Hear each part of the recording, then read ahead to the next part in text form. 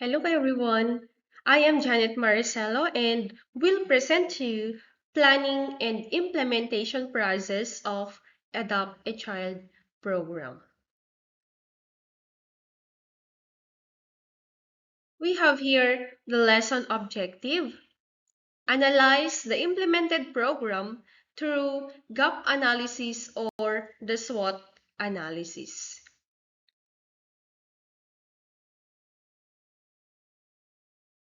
I have here a question. What are the programs implemented in your school to attain 100% promotion rate? So in our school, we have the Brigada Pagbasa, the Project Help, and we have also this Adopt a Child program. So our school is one of the biggest school in Apayao with 1,300 students this school year, 2022 to 2023.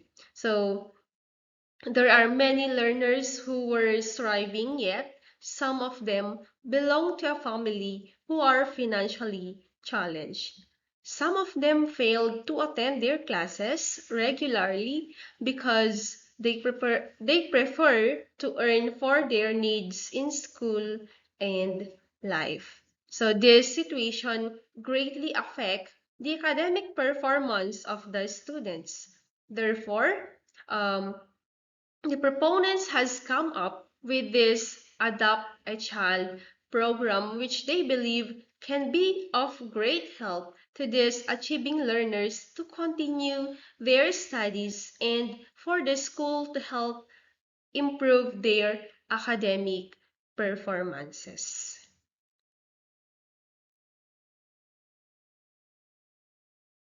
The objectives of the program we have to become agents in elevating students' academic performances by providing them their basic school needs.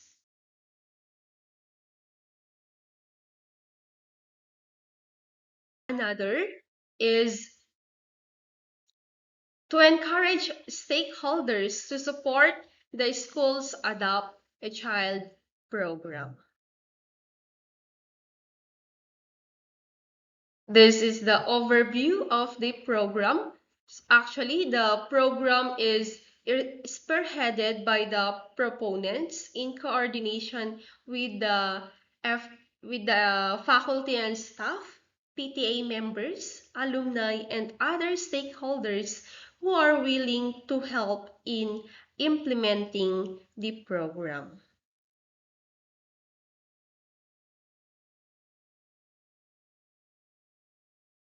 So we have here the guidelines for recruitment and implementation.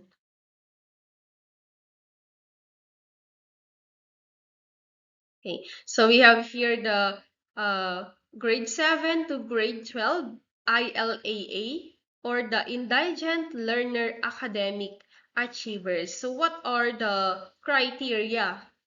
So the school shall identify the ILAA from grade 7 to 12 through criteria set by the proponents. So the identified learners shall be the beneficiaries, and each student beneficiary shall be assigned a benefactor through a memorandum of understanding. So these beneficiaries are the one who will take charge of students' miscellaneous fees and other voluntary assistance the benefactor can offer for the benefit of the beneficiaries. So the recruitment of the benefactors shall be through the recommendation of the school personnel, parents, barangay officials, or alumni. It could also be on voluntary basis.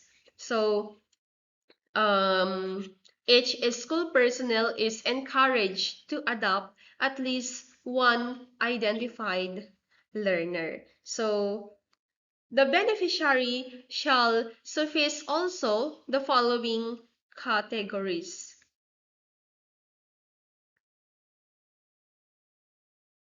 Okay, so this is the Memorandum of Understanding. So the main target is the students' miscellaneous fees or other voluntary assistance that the benefactor can give.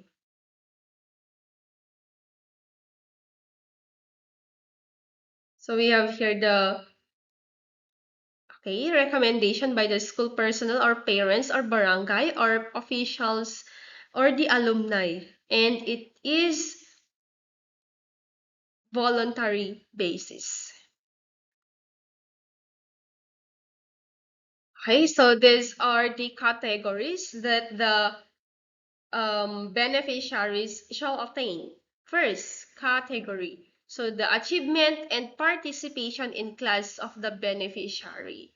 Okay, so the attendance should be at least 90% every month, and the grade of the beneficiary should be greater than 80 or 85. So category number 2, okay, the family status of the beneficiary. So very low income and having a big family member.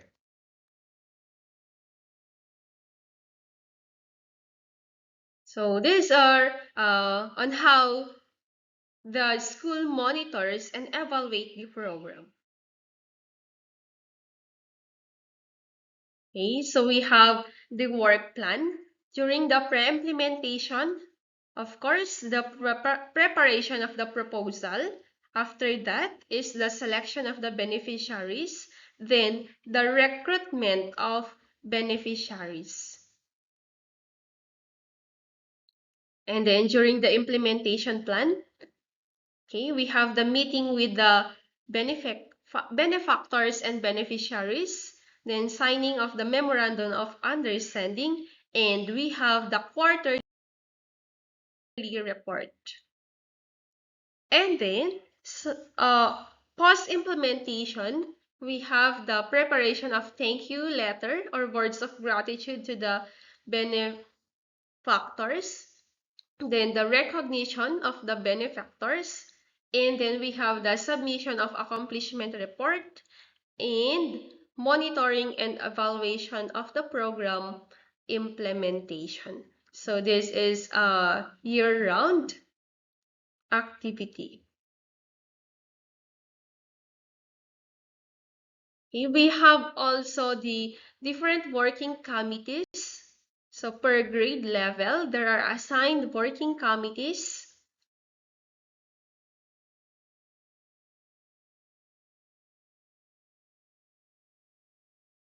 And the graph shows the summary report on the number of beneficiaries and benefactors per grade level. So we have here the grade 7, the grade 8, the grade 9, grade 10, grade 11, and grade 12. So as you can see, grade 12 has the highest number of beneficiaries and benefactors. So our school did not collect any miscellaneous fees this school year. That's why we prioritize the grade 12 students as the benefactors, because we observed that they are the ones who spent a lot in their preparation for their graduation. With the presented program, so we have here the gap analysis, wherein this is a method used to compare current performance with the desired or expected performance.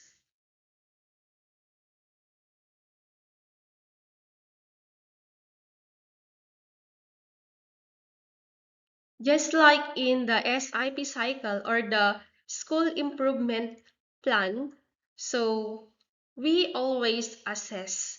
So we assess, then plan, then act, and then after that is assess. So assessment is a continuous process. So we have also the format of resource gap analysis tool by the Department of Education. So we have here the resources, the current state, desired state, needed, existing, budgeted, resource gap, factors responsible for the gaps, and then possible ways to address resource gap.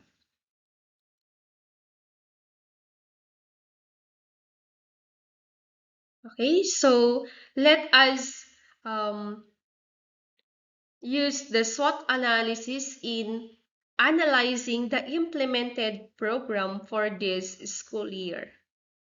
Okay, so what are the strengths? Okay, so first is it is a helpful faculty and staff of FNHS, and then we have the 100% promotion rate. Then the weaknesses: limited volunteer help, lack of communication to the stakeholders. The opportunities: develop a committee on the program and strong bond with the stakeholders. Then the threats: additional expenses on the part of other prospective volunteers. Okay, with this SWOT analysis that I use, then we can plan or we can implement the program next school year for its betterment. With the use of the SWOT analysis, these are the weaknesses of our program. So the communication. So we have a strong communication with the stakeholders to encourage more benefactors to support the program. And also we have the time management and the action plan. So the work plan should be strictly implemented. And if there are changes, flexibility is needed. So just like in our program, there was an abrupt change of plan. So we waited for the proposed miscellaneous fees of the students, but in the end, our school did not collect any miscellaneous fee. That's why we decided to um, that's why our benefactors gave a voluntary amount to our beneficiaries only.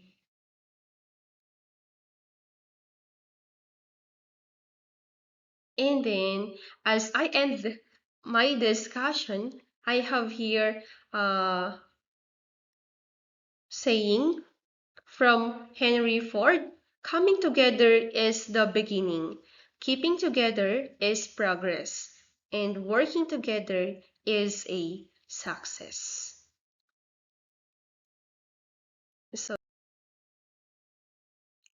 thank you for listening, and we continue to analyze the gaps of our programs in order for us to attain its full success. Feel free also to comment if you have suggestions for us to revise some of our guidelines in the program.